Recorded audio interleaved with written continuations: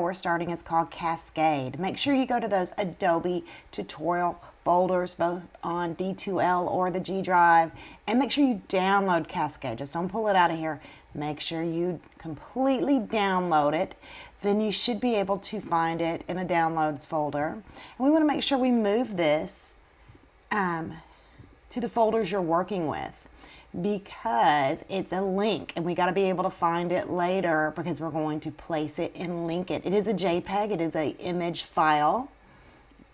And this is the first one we're going to place. In first, second, and third, we open those. So this, I'm just going to put it in the initial tutorials folder. And make sure you have a place you can find it. I'm going to take the one on after this. And then we're going to open up Adobe Illustrator. And so I know where I just put it. Make sure you put it in a place you can get to it again. That tutorials folder will be fine.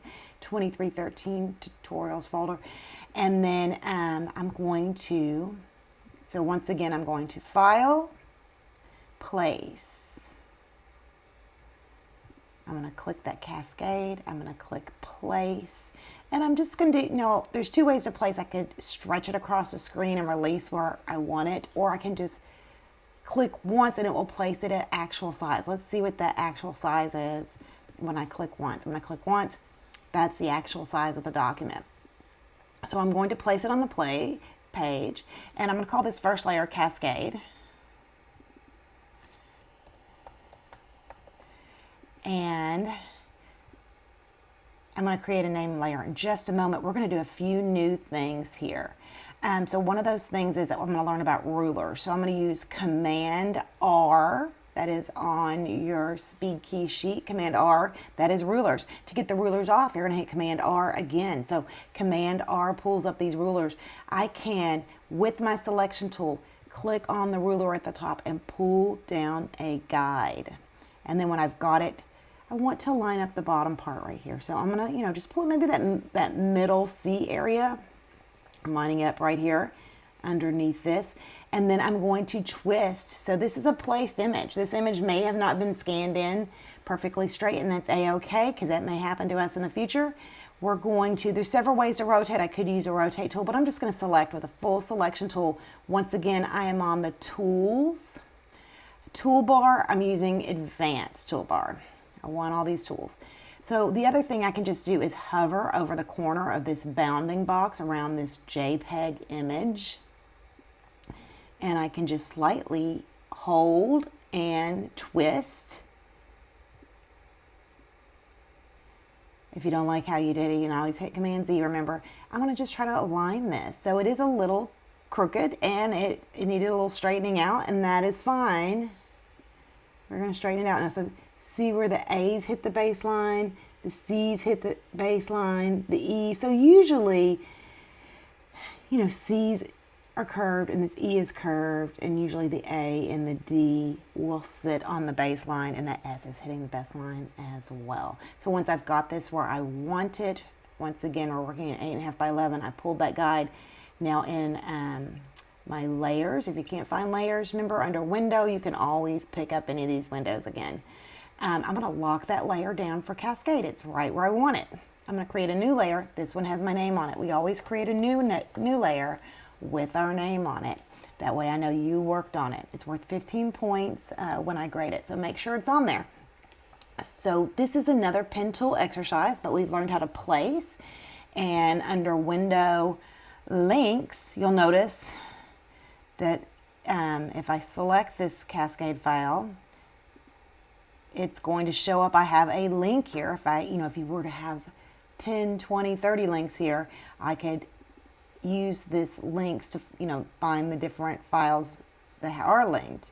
And I'm going to have to keep it in a folder, which can relink it again.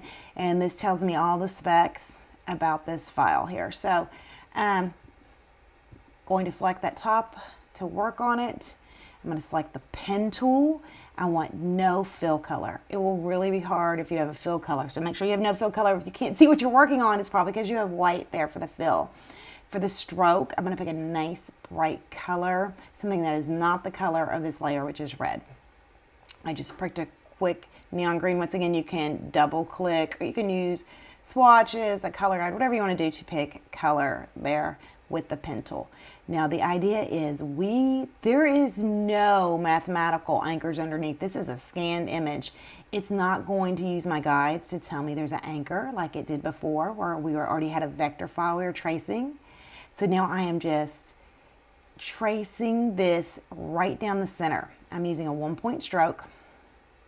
So if I go to my stroke, if yours is too thick, I'm just at a 1-point stroke. So I can really see pretty well. When I hit Command Y, there's not going to be anything to see because there is not a vector image underneath this. This is a JPEG. This is a picture I am tracing. And I'm trying my best to just trace as well as I can. So right down the center. So if you need to zoom in, Command ++. I'm going to just straight across here. And then we're just going down the center. If you make any mistakes, you can come back. And remember, we're not doing a ton of points. We're trying to do smooth, just the amount of points we need.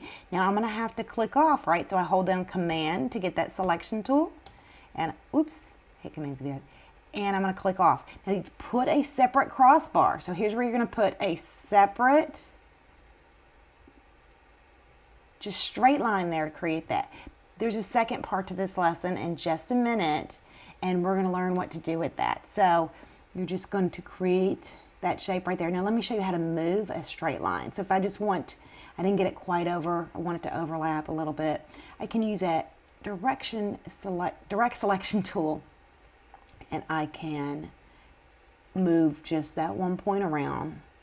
If I hold down Shift, it'll make sure it gets it straight. And then I'm going to do another command key. This command key is Command 0, and it zooms out completely so I can see the whole page. Can scroll around on this. I can use the hand tool. Make sure you're getting in close. It's very hard to work far away. Zoom in and out as needed. So it's easy to see what you're doing. Okay, so after I get this S done, I will show you. So do the S as nice as you possibly can. Get straight down the center. Remember, if you have any mistakes, you can always go back in and delete part of it and pick it back up and finish working on it, just like we did in first, second, and third. Okay, that very end of it there, I'm going to click off. Now, if you notice, I'm going to zoom out, Command 0. I'm hitting, so Command 0 zooms a whole page in the window. This CA is the exact same as over here. Why would I draw it again? That's just a waste of time. Everything we do needs to be, as quick as we can possibly get it done when we have a lot to do as designers. So I'm going to hold down Shift. Shift selects two things. So I'm on the full selection tool here, not the direct. I want to fully select the C and the A. But I also want to copy over that crossbar with it. I don't have to refit it later. So I'm going to hold down Shift, and that selects more than one item. That selects two items. Then I'm going to hold down Shift again, and here's where we're going to copy. If I just hold down Shift, it's not going to copy. I'm going to hold down Option, and see I get this double arrow when I hover over it. Option's going to copy.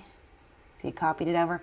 But Option plus Shift, holding down Option and Shift, it's going to copy straight directly over here.